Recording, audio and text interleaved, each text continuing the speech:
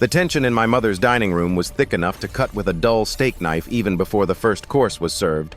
But I knew that by the time dessert rolled around, the entire family dynamic would be reduced to ash. And honestly, I couldn't wait to see it happen.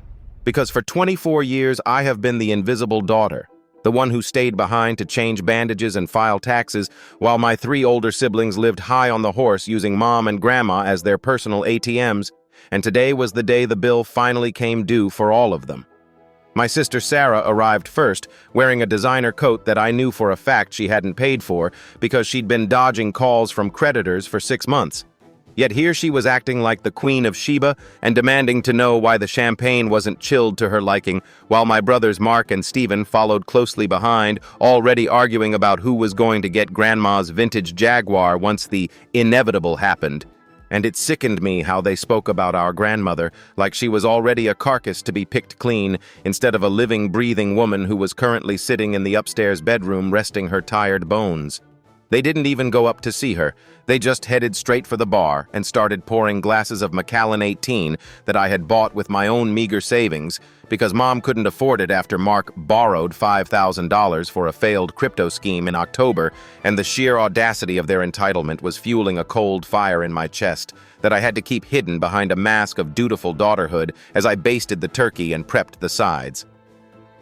Grandma had called me into her room 3 weeks ago with a look of absolute clarity in her eyes that I hadn't seen in years, and she handed me a heavy manila envelope telling me that she was tired of watching her hard-earned legacy be treated like a lottery jackpot by people who wouldn't even drive her to a dialysis appointment if there wasn't a check involved, and she told me, "Maya, you are the only one who saw me as a person and not a portfolio."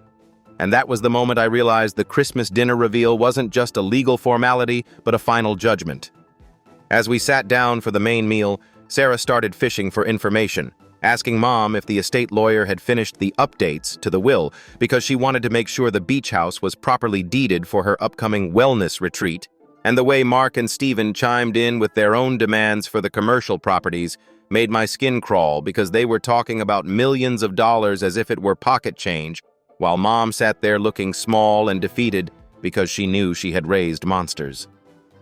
I stayed silent, passing the gravy and watching the clock, because the lawyer, Mr. Henderson, was scheduled to arrive at precisely 4 p.m. under the guise of being a family friend, joining us for coffee, and the explosion that was coming was going to be biblical in its scale.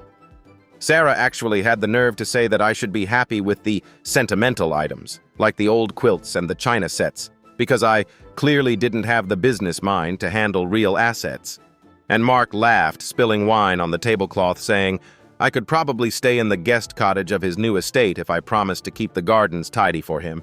And I just smiled at them and took a sip of water, thinking about the signed and notarized documents sitting in my bedroom safe that stripped every single one of them of their projected wealth and left them with exactly what they had contributed to Grandma's life, which was absolutely nothing. The level of delusion in the room was staggering as they began planning renovations on houses they didn't own and spending money that had already been legally diverted away from them. And I realized then that they didn't love Grandma. They loved the shadow she cast, and they were about to find themselves standing in the cold light of day with no cover and no safety net.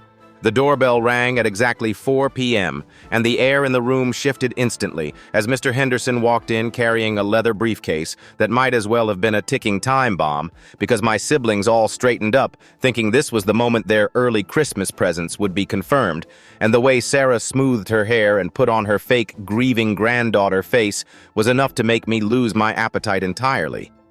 Mom looked confused because she didn't realize the meeting was happening today. But Grandma appeared at the top of the stairs looking stronger than she had in months, wearing her best pearls, and a smile that I can only describe as predatory, as she took her seat at the head of the table and silenced the room with a single raised hand. Mr. Henderson didn't waste time with small talk. He opened the briefcase and pulled out a stack of documents stating that due to recent revelations regarding the financial conduct of certain family members, Grandma had executed a total restructuring of her living trust and the entire estate plan effective immediately, and you could literally hear the heartbeat of everyone in the room as Sarah's fork hit her plate with a sharp metallic clang. He began reading the list of revocations, starting with the beach house, which was no longer going to Sarah but was being liquidated to fund a private nursing foundation. And the scream that came out of my sister's mouth was something out of a horror movie as she jumped up accusing me of brainwashing Grandma while Mark started shouting about undue influence because his name had been scrubbed from the Jaguars' title and the commercial holdings were being moved into a protected entity. The forensic detail Grandma had included in the codicil was brutal because she had Mr. Henderson read out the exact amounts each sibling had borrowed over the last decade, totaling over $600,000 in pre-distributed inheritance, which meant that according to the law they had already received their share and were now entitled to exactly $0 from the remaining $8 million estate. The chaos was absolute, as Mark tried to grab the papers from the lawyer and Stephen started crying, saying he had already put a down payment on a penthouse based on his guaranteed share, but Grandma just sat there like a stone statue watching her children and grandchildren reveal their true faces, which were twisted with greed and rage. Then came the final blow when Mr. Henderson announced that the entirety of the remaining estate, including the primary residence, the investment portfolios and the international holdings were being left in a sole executor trust for the youngest daughter Maya to be managed at my total discretion with no oversight required from the rest of the family. The silence that followed was even louder than the screaming had been as they all turned to look at me, the quiet one, the gardener, the invisible girl. And I didn't look down and I didn't apologize.